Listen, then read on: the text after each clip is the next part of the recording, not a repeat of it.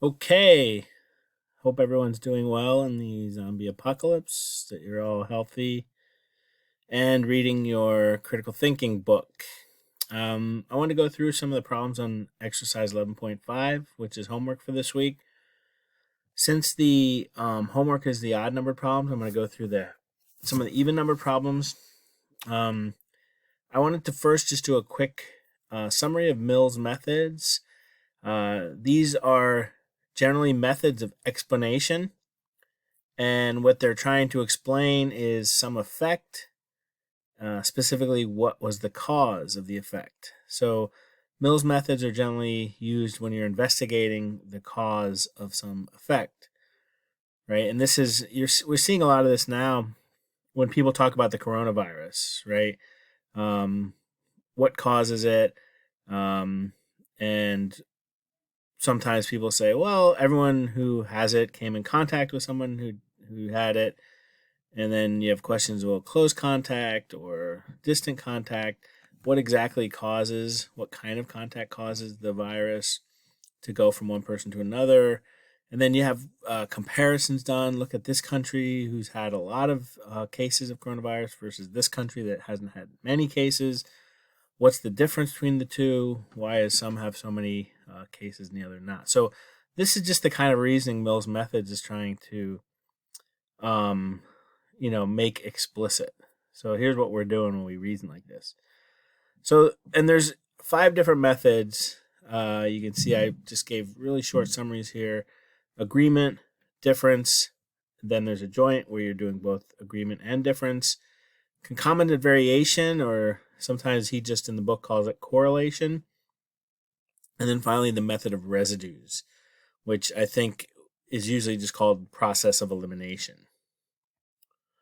So briefly, agreement, what happens when you're using the method of agreement is you're looking for something common. So there's a bunch of effects and you're trying to find the cause. How do you do that? If you're using the method of agreement, you're looking for what all those effects had in common. So in the book examples, he gives examples of people getting sick, right? So if a bunch of people get sick, that's the effect. If you're using the method of agreement, you're going to try to find what did all those people have in common, like they all ate the salad, and that you're going to conclude is what made them sick. Method of difference is when you're comparing. You're comparing where the effect occurred and where it didn't occur. And you're trying to see what's the difference between those two. So in the first case, I'm looking, what did all these people eat that caused them to get sick? But in this one, I would compare people who got sick and people who didn't get sick and identify what effects were different. What causes were different, right? So like in this case, well, the people who got sick ate the burger and the people who didn't get sick didn't eat the burger. So instead of looking for what they all have in common who had the effect, I'm looking for what the groups that had the effect and the groups that didn't had different between them.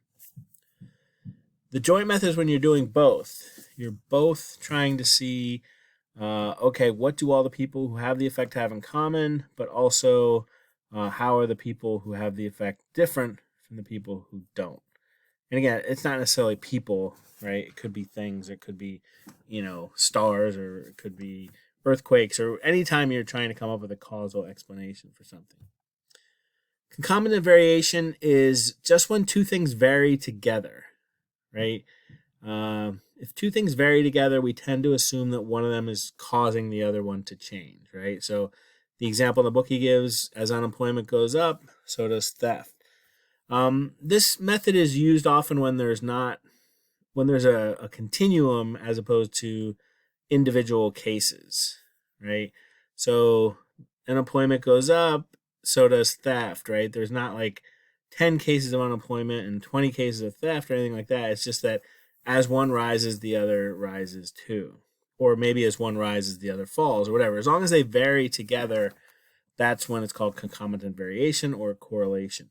And now remember, correlation doesn't establish causation, so this is in some ways a very weak method, whereas these above are stronger, right? If they all have only one thing in common, that tells you or gives you a sense that that's a necessary condition for the effect. If there's a difference, that gives you a sufficient condition, and if you're doing both, you get a necessary and sufficient condition, which is the gold standard. This is the joint method is really the best method to use if possible.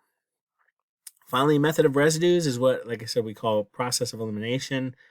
If there are a number of possibilities, say there's 5 suspects in a murder investigation and 4 of them are completely solid alibis, that leaves only one possible person who committed the crime. So residues is just getting rid of all the things that aren't causing the effect, and whatever you're left with is the cause. Residue means what you're left with. Okay, so first, this is number 2. This is exercise 11.5. Number 2, Rumpelstiltskin awakens from a 100-year nap and sees an air conditioner for the first time. He turns the button to the right and feels cool air. The further to the right he turns the button, the cooler the air. He concludes that turning the button to the right causes the air to cool down. All right, so how is he reasoning? What kind of reasoning is he using? Well, as I note here in this little hint, what's going on here, the way you're reasoning, or Rumpelstiltskin is reasoning, is that when one thing changes, the other thing changes, right? When he turns the button, it's cool air. When he turns it more, it's cooler air. So if you think about the 5 methods we just talked about, right, that's the concomitant variation, right, or correlation. When one thing changes, so does the other, and so you assume that the changing the one is causing the other one to change. In this case, changing or turning the button is causing the air to be cooler. All right. So that's concomitant variation or correlation when you have that when one thing changes, so does the other. Okay, so that's number 2. Number 4, many XYZ computers keep getting returned for repairs.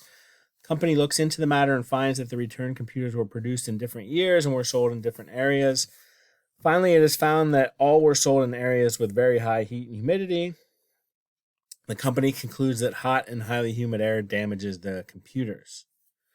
All right, so again, notice about this example, there are many bad computers. There's no talk about computers that weren't bad.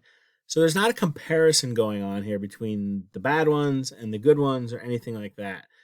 And comparisons are the hallmark of the method of difference, right?